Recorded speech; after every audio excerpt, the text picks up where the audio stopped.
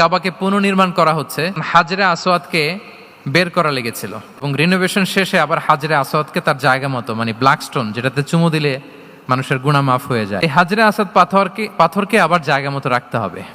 এখন কে রাখবে এই নিয়ে মারামারি মক্কায়। পুরো 4টা গোত্র বলে, এই গোত্র বলে আমি রাখবো, এই গোত্র বলে আমি রাখবো, আরেক গোত্র বলে রক্তের গঙ্গা বইয়ে দেব মক্কায়, কিন্তু এই সম্মান অন্যকে নিতে দিব না। কারণ যখন মারমুখী তখন আল্লাহ রাসূল সাল্লাল্লাহু আলাইহি ওয়া আলিহি ওয়াসাল্লাম তিনি সমাধান দিলেন যে মারামারির দরকার নাই, একটা চাদর নিয়ে আসো। তাহলে 4 গোত্রের 4 লিডারকে বললেন চাদরের 4 কোণা ধরো।